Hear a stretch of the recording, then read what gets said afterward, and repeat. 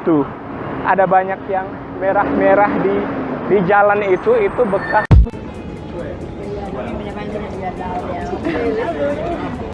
And kalau kamu jalan-jalan di Myanmar itu, kamu bakalan lihat banyak banget orang yang pakai yang ini. Jadi ini namanya longji dan itu dipakai untuk cowok dan cewek juga pakai, tapi modelnya beda. Tapi modelnya beda dan itu yang membuat Myanmar unik dan khas. Kalau menurutku mereka masih betul-betul menghargai budayanya, minum-minum teh seperti itu, dan mereka yang gimana ya, kental banget begitu rasanya. Mungkin kalau misalkan kamu pergi ke sini beberapa tahun yang besoknya mungkin nggak bakalan dapat atau ngelihat lagi what I've ever seen, and maybe you'll never see what I have ever seen right now. Sekarang aku mau pergi ke Sule Pagoda.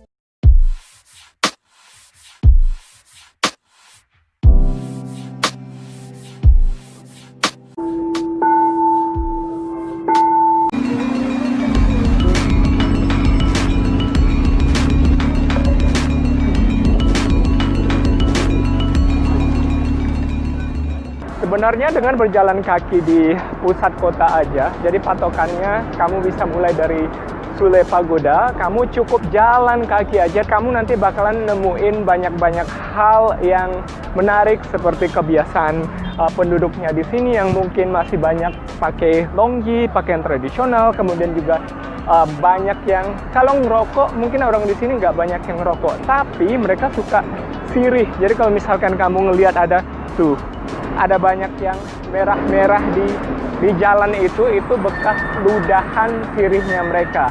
Dan di Yangon ini kalau untuk jalan sebenarnya kurang nyaman, tapi harus nyaman karena banyak banget yang bakalan kamu lihat nantinya.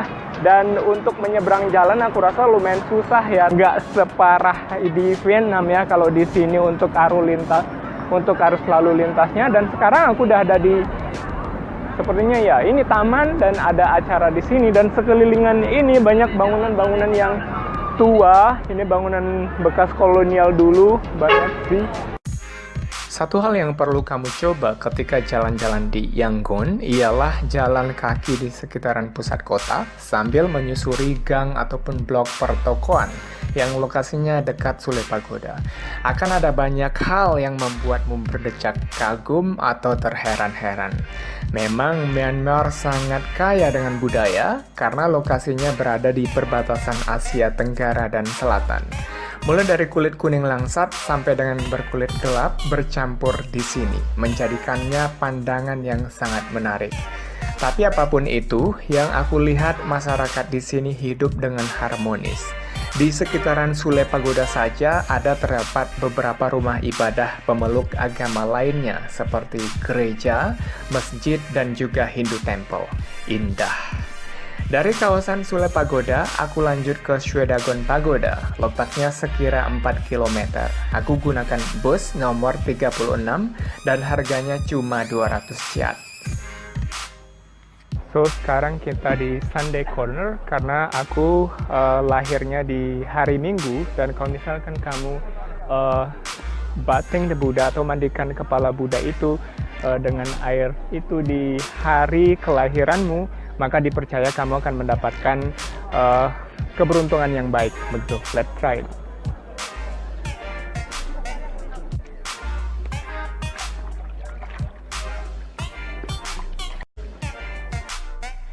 Ada banyak tradisi yang berhubungan dengan keberuntungan dan harapan di Myanmar. Kamu boleh percaya atau tidak, tapi nggak ada salahnya untuk mencoba. Karena menurutku, tradisi tersebut hanya sebagai media buat kamu untuk berusaha mendapatkan tujuan dan harapan kamu itu. Shwedagon Pagoda merupakan pagoda yang terpenting di Myanmar atau bisa dibilang jantung dari Myanmar.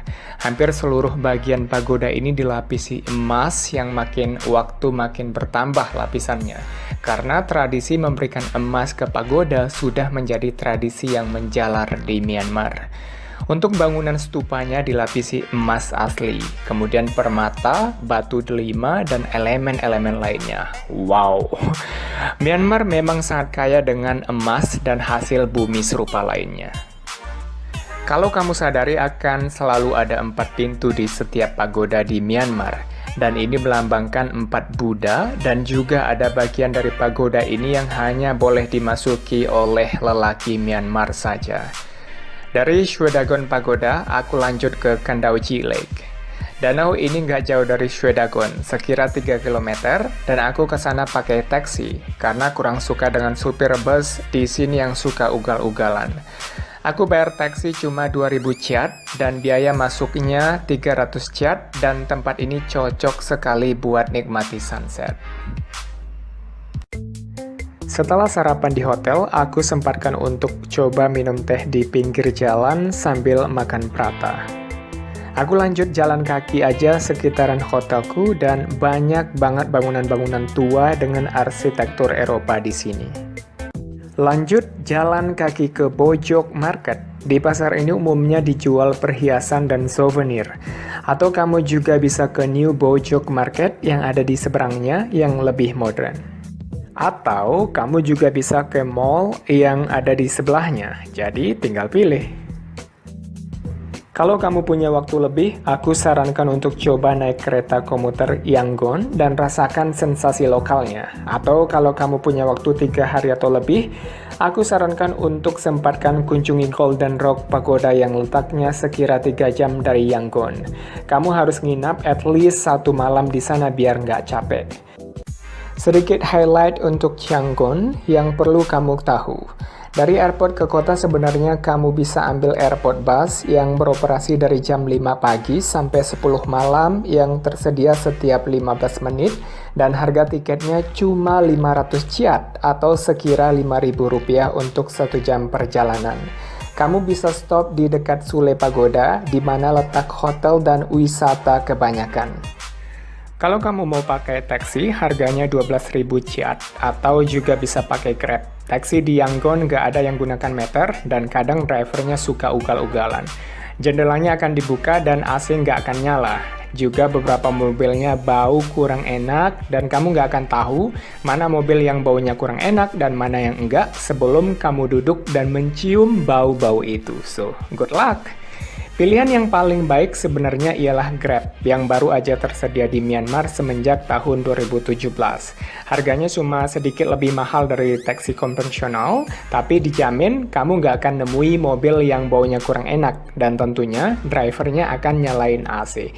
Cuma karena masih baru, jadinya jumlahnya nggak terlalu banyak, apalagi kalau di jam-jam sibuk. So, you decide lah. Nilai daya saing uang Myanmar yaitu kyat masih jauh dibanding negara-negara ASEAN lainnya. Meskipun secara nominal nilai tukar rupiah masih kalah dengan Myanmar kyat, yaitu sekira Rp10 per 1 kyat. Tapi daya saingnya masih kalah jauh dengan rupiah, karena uang Myanmar nggak akan laku kalau ditukarkan di money changer negara-negara ASEAN lainnya. Sepengalaman dan sepengetahuan aku ya. Jadinya aku sarankan untuk bawa dolar aja atau tarik tunai di ATM dengan biaya 6.500 kyat per transaksi. Harga-harga di Myanmar relatif lebih murah dibanding Thailand atau Indonesia, kecuali harga kamar hotel. Agak sedikit lebih mahal menurutku kalau dibanding dengan Bangkok atau Bali. Ya mungkin karena pilihannya masih belum sebanyak hotel di Bangkok dan Bali yang berserakan. Kamu harus buka alas kaki setiap kali masuk pagoda, sekalipun kaos kaki. Dan aku sarankan untuk selalu jaga perilaku karena itu juga dipakai untuk tempat ibadah. Dan yang terakhir, waktu Myanmar menggunakan GMT plus 6.30, berarti setengah jam di belakang Thailand atau Jakarta. Aku nggak tahu pasti alasannya kenapa, padahal di sini jam 5.30 sore itu udah mulai gelap seperti jam 6 di Thailand atau Jakarta. Jadi kenapa nggak ngikutin Thailand atau Jakarta aja? Ya gitulah. Ini udah kali keberapa aku ke Myanmar dan rasanya aku nggak pernah bosan karena Myanmar itu unik dan masih menjaga nilai-nilai tradisi budayanya. Kalau kamu punya rencana ke Myanmar, aku sarankan untuk sekarang ini daripada harus menunggu lama yang mungkin kamu nggak bakalan bisa lihat apa yang udah pernah aku lihat. Karena udah lumayan banyak perubahan dari terakhir kali aku ke Yangon, yaitu 3 tahun lalu. So, pack your stuff and go!